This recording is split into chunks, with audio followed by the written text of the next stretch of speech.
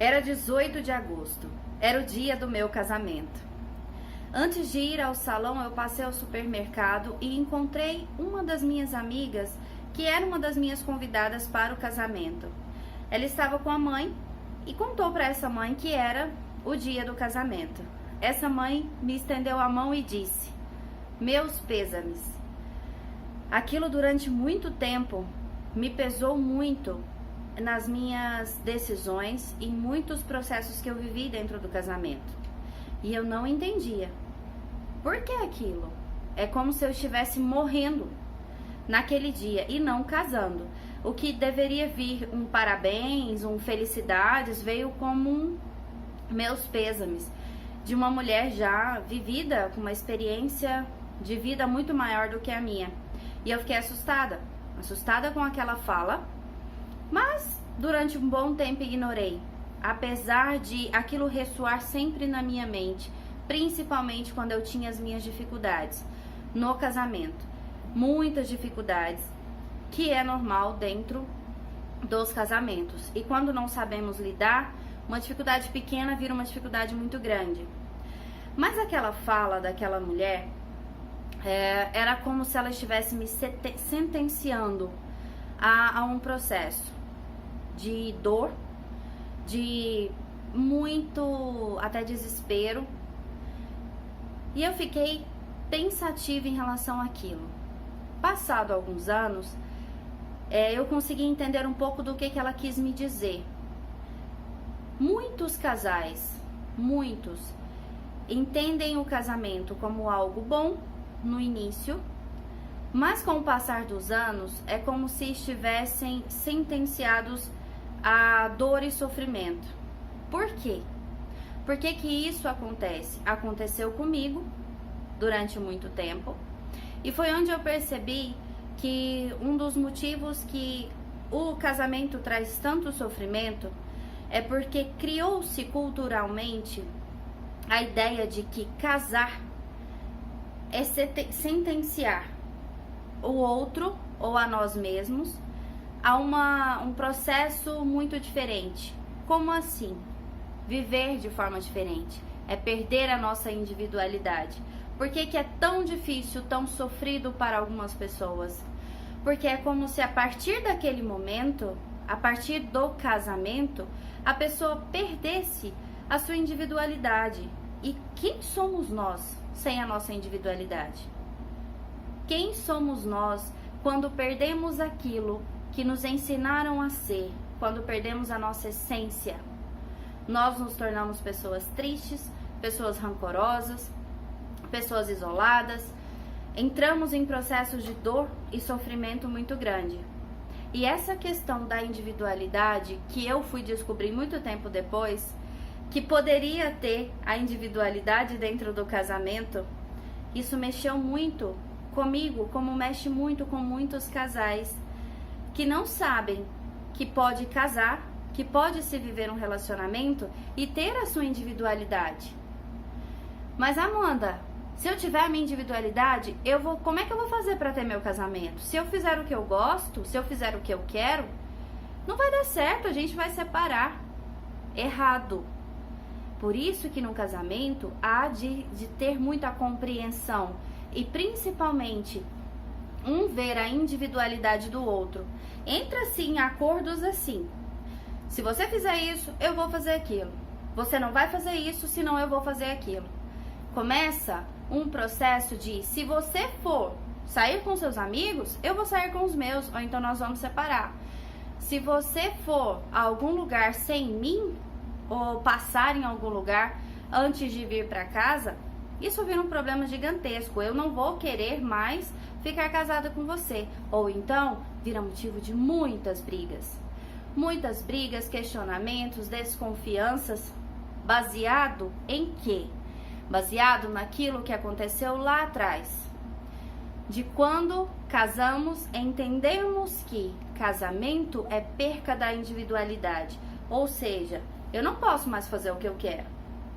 Você não pode mais fazer o que você quer. Agora a gente só faz as coisas se fizermos juntos, o tempo todo. Errado. Casamento há de se ter compreensão E compreensão tem muito a ver com compreender a individualidade. Por que aquela pessoa tem que deixar de fazer o que ela gosta para estar comigo? Por que eu tenho que deixar de fazer tudo o que eu gosto para estar casada? E a partir do momento que eu deixo aquilo que eu gosto porque eu estou casada, o que a minha mente entende? É ruim. Isso aí que você está vivendo é muito ruim, tá te fazendo mal. Aí começa as crenças. O casamento é ruim, o casamento só tem brigas, no casamento eu não posso ser quem eu sou. Só que entra a questão de nós olharmos para nós. Por que nós achamos que é assim? Porque nos ensinaram que tem que ser assim. Mas isso também está errado. Não tem que ser assim. Se nós casarmos para perder toda a nossa individualidade, para deixarmos de fazer o que nós gostamos, deixar de ser quem nós somos, automaticamente nós vamos ser infelizes. Porque não tem como nós sermos felizes deixando de ser quem nós somos, perdendo a nossa essência, deixando de fazer aquilo que a gente gosta de fazer.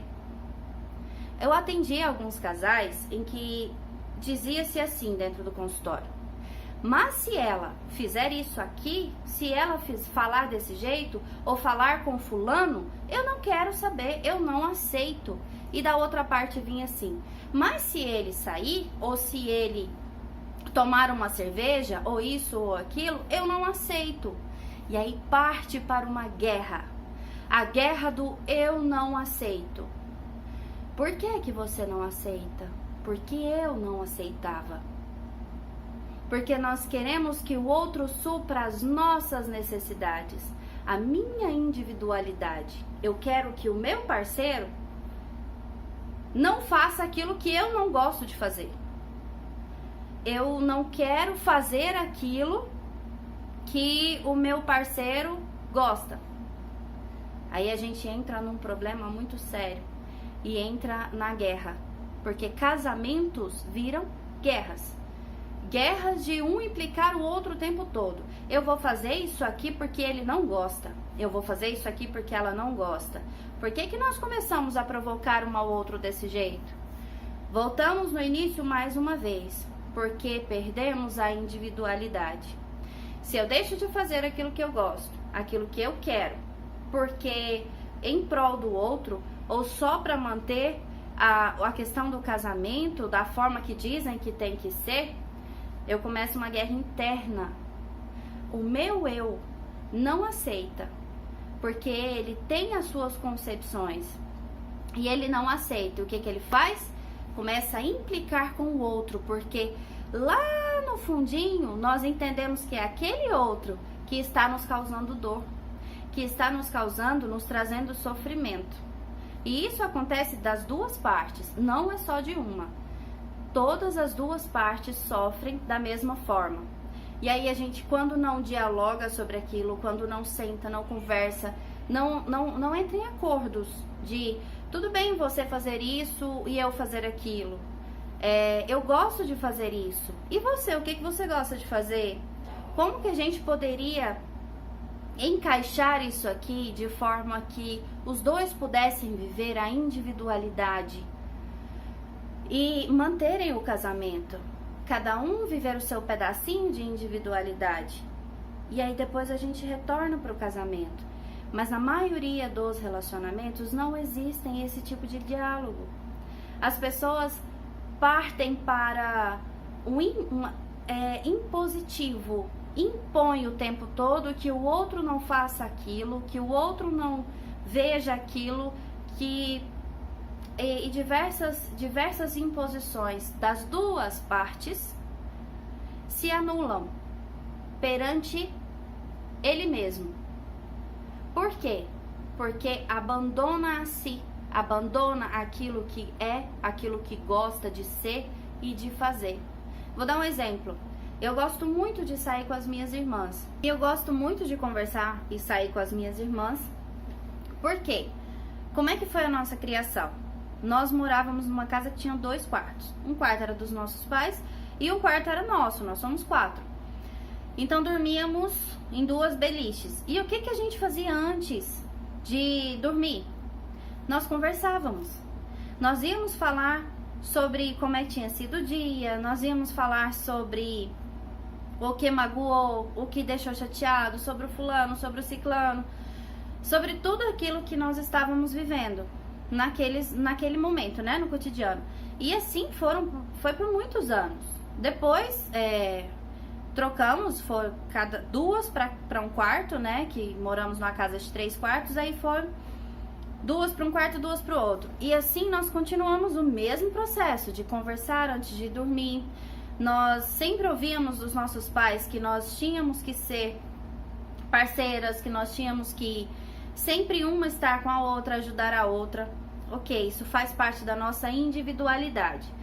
E depois que casa, se eu deixo de fazer isso como eu deixei em um dos meus relacionamentos, eu deixo de ser quem eu sou.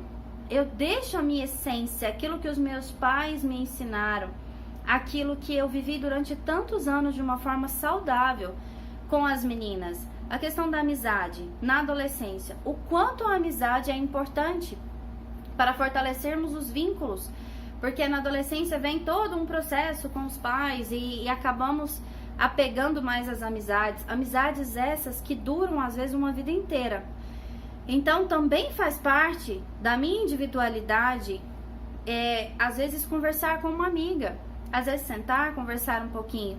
Então se nós abrimos mão de tudo isso, nós começamos esse processo de raiva. Raiva por quê? Porque eu deixei de fazer aquilo que eu gosto. Se eu deixei de fazer aquilo que eu gosto, eu sinto raiva. E geralmente nós sentimos essa raiva e projetamos no outro. A culpa parece ser sempre do outro. E aí eu fico com raiva daquele outro e eu desconto naquele outro o tempo todo, como se casamento fosse a pior coisa do mundo. Não é a pior coisa do mundo. A questão é que nós deixamos de ser quem nós somos. Aí sim, passa a ser a pior coisa do mundo. Aí vem aquela impressão, então eu tenho que ficar solteiro para eu viver, para eu fazer o que eu gosto, para eu ser eu tenho que ficar solteiro, entendem? Vem muitas vezes por aí e vem essa dificuldade em lidar. Então casamento não quer dizer que seja essa prisão, não quer dizer que seja esse meus pêsames, porque não precisa ser assim. Eu aprendi à custa de muita experiência e dor, mas eu entendi que não precisa ser assim.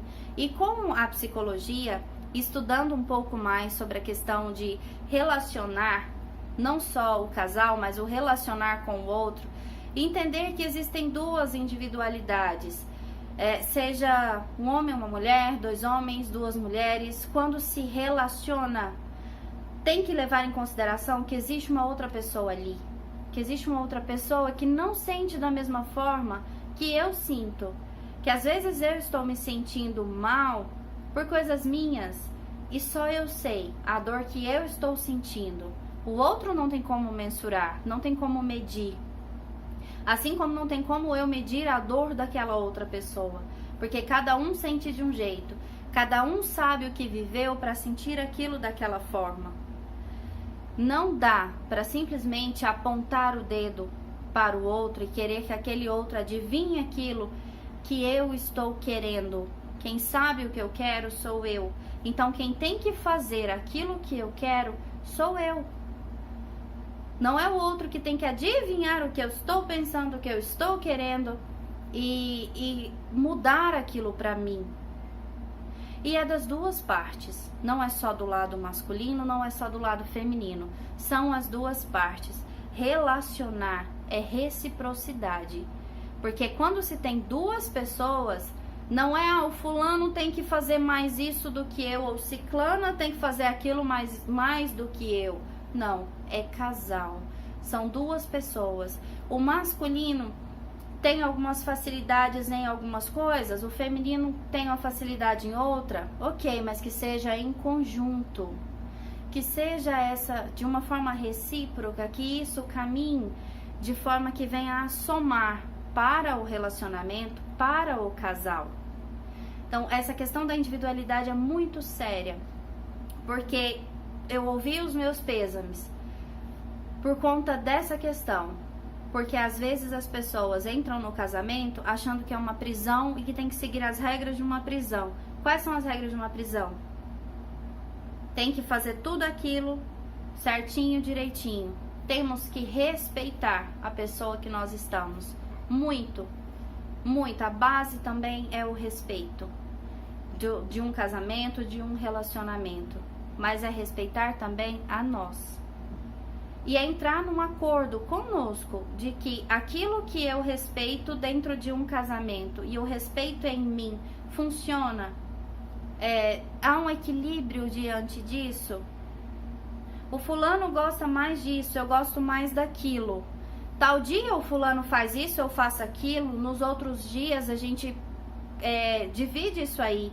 Faz menos disso, um pouquinho menos daquilo, para que não pareça que nenhum dos dois esteja sobrecarregando mais ou fazendo mais.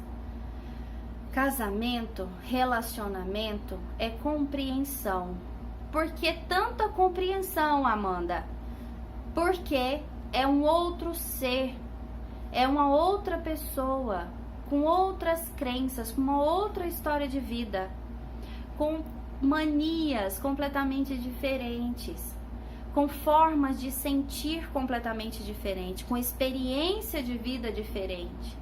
Então a compreensão vem muito disso, é compreender que o outro também tem a sua individualidade, que cada um de nós temos a nossa individualidade e ela precisa ser compreendida e precisa ser respeitada, para que não se tenha a impressão ou a sensação de que o casamento é uma prisão, de que o casamento é controle.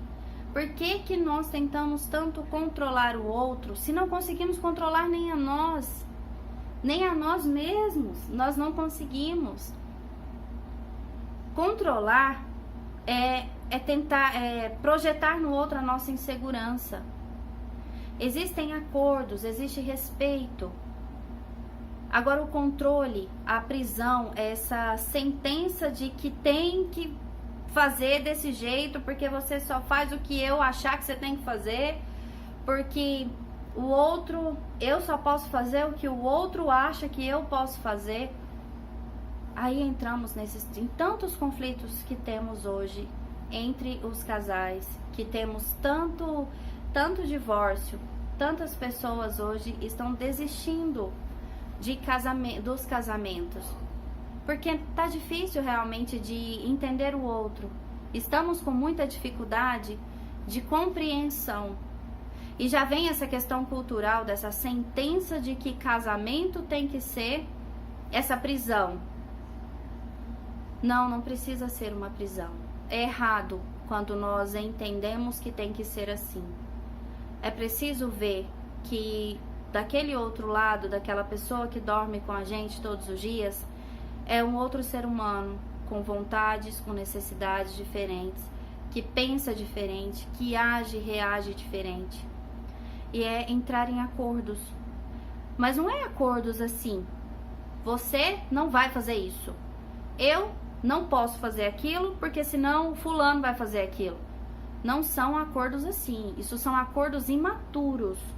Imaturos porque eu tô tentando controlar. Quando traz essa questão, é controle. Isso não é acordo, isso é controle.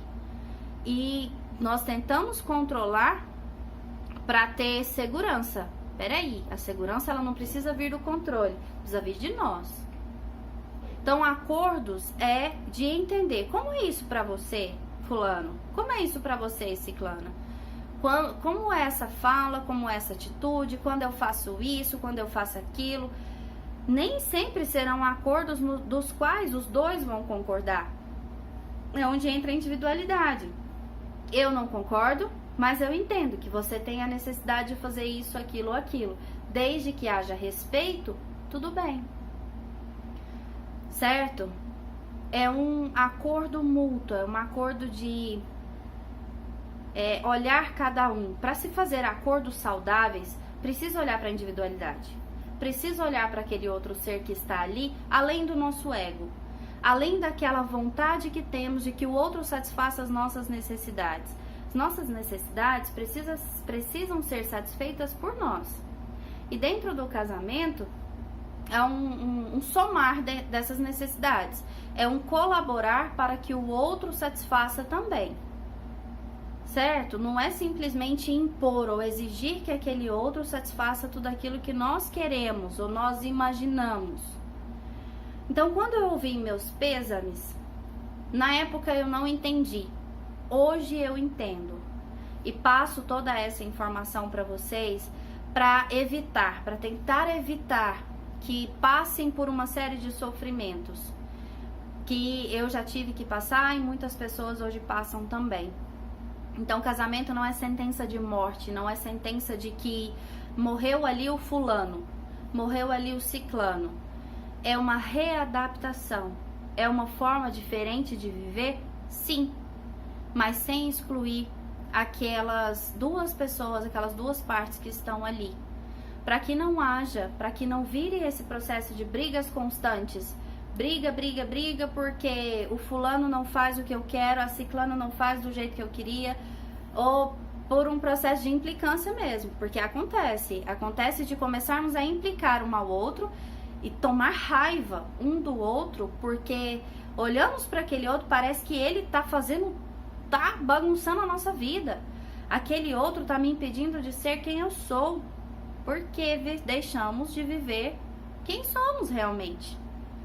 Aí vira prisão, aí vira controle, vira sentença atrás de sentença, vira problema atrás de problema, desgastes, brigas que chegam a agressões, viram problemas e mais problemas, porque deixamos de olhar para nós e deixamos de olhar para o outro dentro do processo do casamento. Então é olhar com um olhar mais expansivo, é enxergar além daquilo que nós queremos enxergar. Somente uma culpa, somente um problema, somente aquela pessoa que está fazendo aquilo que eu não gosto. Não, é muito além disso. É muito além do ego, muito além do eu, de satisfazer as minhas necessidades. É olhar o todo, que é um relacionamento. O que é casamento? É soma. Casamento é para somar, para que um ajude o outro dentro desse processo de crescimento. Não é para diminuir, não é para anular, não é para sentenciar e aprisionar.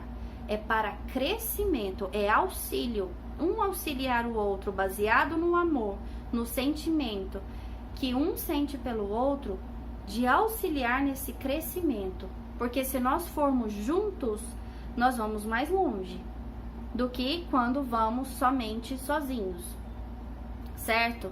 Só que para caminhar junto, para que não se torne um fardo, para que não se torne os pêsames, quando se decide viver juntos, é preciso ter uma compreensão muito grande, compreensão daquele outro ser que nós decidimos e escolhemos estar com aquela pessoa. Ninguém obriga ninguém a casar. Eu acho que isso já não funciona mais no nosso país, né? Então não é obrigação, nós fazemos uma escolha de viver com aquela pessoa. E se é uma escolha, o mínimo que precisamos ter é compreensão. E não é de uma parte só, são das duas partes. São as duas partes que precisam olhar, que precisam ceder, que precisam compreender e olhar para a individualidade daquele outro ser que está ali, dormindo com a gente, acordando com a gente. Ok? Combinado? Ok, um grande abraço a vocês, nós vamos conversando e até o nosso próximo vídeo.